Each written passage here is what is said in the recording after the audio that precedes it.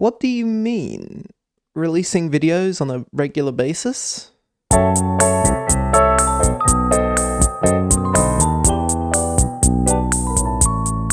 lot of indie game developers are often just looking for excuses to build cool technology.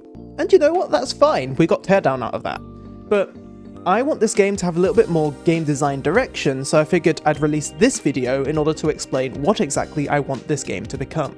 As I touched on towards the beginning of this series, Project Stockholm is actually an offshoot of an existing project I was already working on called Blox. Blox was a game I was making on Roblox, which is essentially trying to be a Minecraft remake.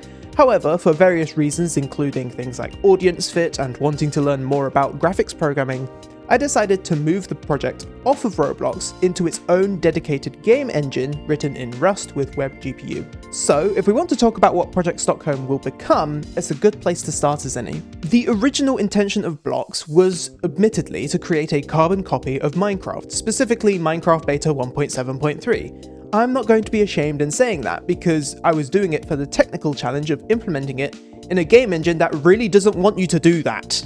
Implementing any kind of Minecraft game on Roblox was a technical feat in and of itself, and every time someone achieved it, it would achieve massive community acclaim because people thought it was impossible. Since it's now pretty well established that it's possible, and in fact is getting easier by the day, the real question is no longer, can you do it, but more so, what do you want to do with it?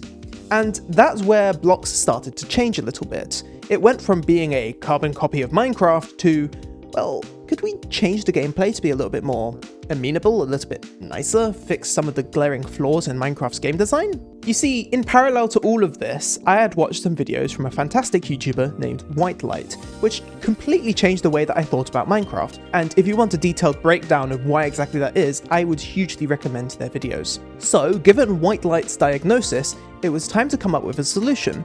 What did I want my game to become? Well, I wasn't so interested in combat, and I wasn't so interested in adventuring out into a massive world to find things that the developers had pre-built for you.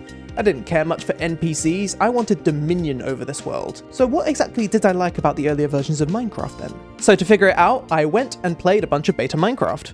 But this time, with my eyes on, looking out for game design things to see where it worked and where it didn't. The first thing I noticed is that Minecraft throws a lot of its features just straight at your face. I kind of understand why this is. There wasn't much coherent thought in how Minecraft's features were being presented at this stage. It was a beta after all. And so it was pretty common for Minecraft to just give you a whole bunch of stuff in one location. This is a problem because it means that there's less incentive for you to go out and explore for new things. However, the way the world generated was quite interesting, and this is largely because Minecraft Beta relied a lot more on just random noise. This led to some very interesting world generations that surely would never ship in a modern version of Minecraft, but which I enjoyed looking at nonetheless, no matter how realistic or unrealistic they were. But that's enough about the world, let's talk about actually playing the game. The first thing you do in Minecraft is you punch a tree, which is a little bit weird if you think about it, because it's completely unrealistic, and how on earth is a designer meant to convey that to a player without just writing it on the screen?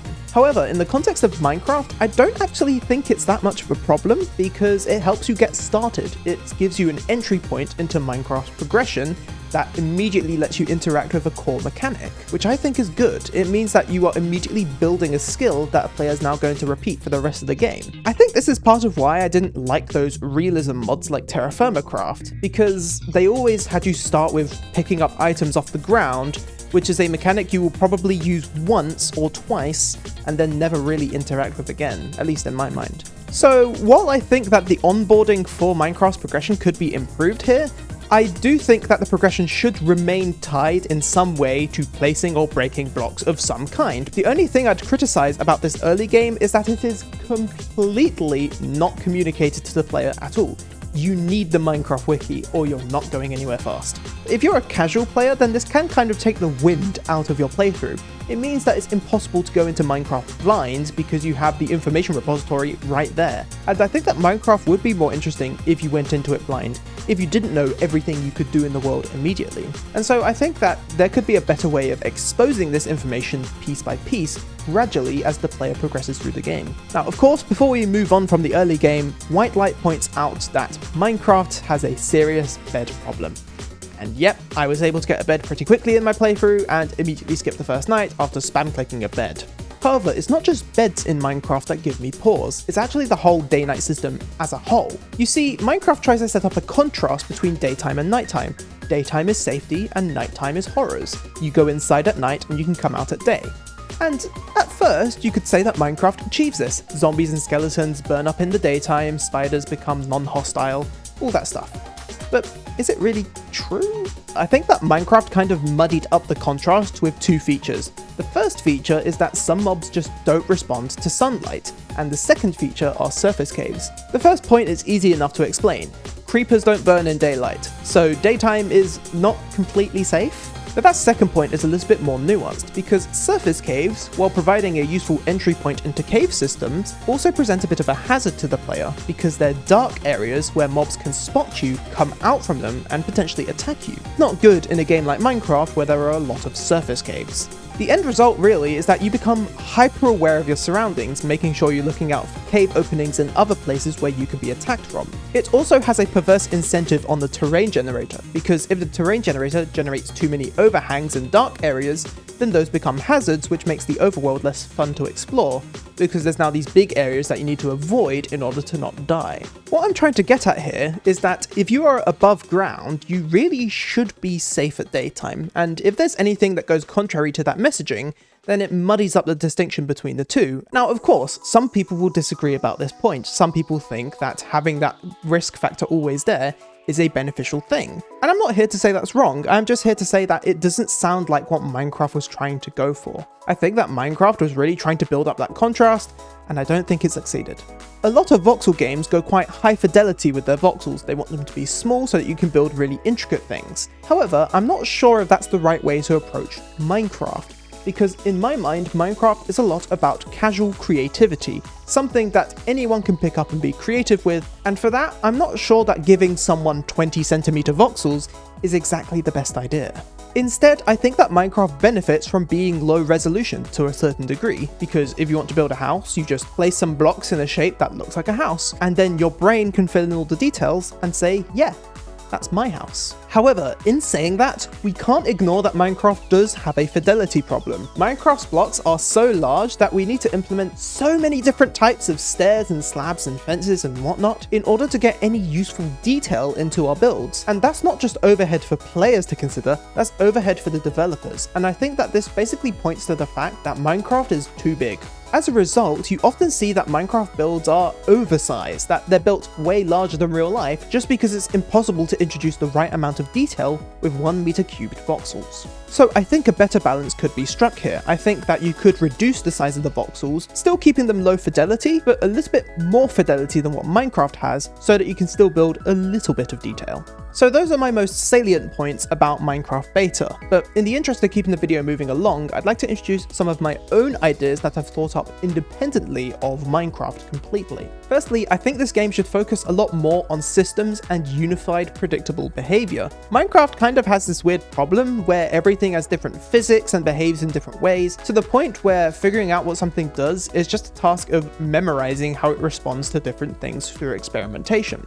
I don't think this is a good thing, because Minecraft in part is a problem-solving game. You have to traverse different terrains and figure out how to solve different problems in your way, and in order to do that, you need a good understanding of the tools at your disposal. If you can't predict how things work, then it's hard to come up with creative ideas, because you have to be well versed in every single tool you have before you can figure out what to do next. So I think, where possible, we should be striving to avoid hard-coded cases. Things like fall damage shouldn't exist. Instead, it should be damage from a rapid change in acceleration you can't handle.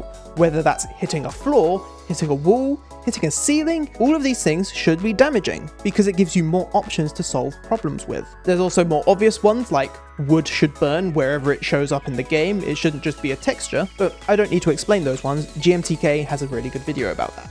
Something else I want this game to focus on is procedural generation, specifically coincidences and places where features collide. I think that Minecraft doesn't do this enough and has in recent years over-designed the game. Biomes are completely predictable even if they show up in random locations. The terrain generation is so much more boring than it used to be because it's now 2D, and sure, the caves are more interesting now, but they are also kind of predictable in a way. So I think this game, similarly to before, would do well to focus on designing systems, not designing outcomes. I don't want to have to manually author biomes, I don't want to be building structures that generate in the game as prefabs, I don't want to be doing any of that. Instead, I should be focusing on algorithms that generate these things, and then specifically working to make those algorithms collide in interesting ways. As an example of where Minecraft was already touching on these ideas, consider floating islands in early versions of Minecraft. Floating islands were not intended features of the terrain generation. They were simply where some noise functions collided together in an interesting way. And it was fun for the player, but certainly wasn't meant to be like that. If those early versions had more designed terrain generation, that sort of thing would have never happened and the game would have been worse for it. It would give you less interesting terrain to build bases on. I already have ideas for some sorts of systems I would like to implement. For example, instead of having prescribed biomes where certain plants appear or don't appear, why don't you have a competition system where plants have a certain strength at different temperatures and rainfalls and altitudes, and then have them compete in a sort of virtual lottery in order to generate where they do.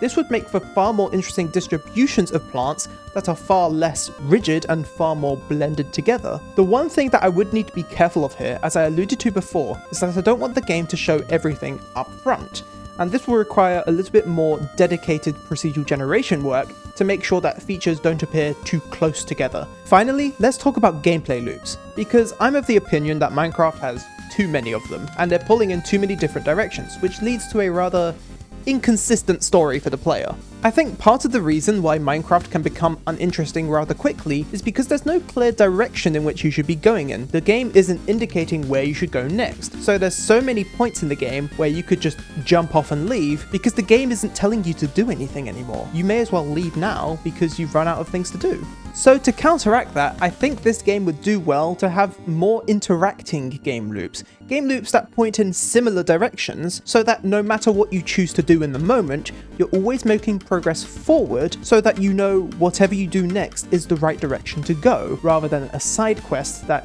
doesn't actually contribute to your overall progression.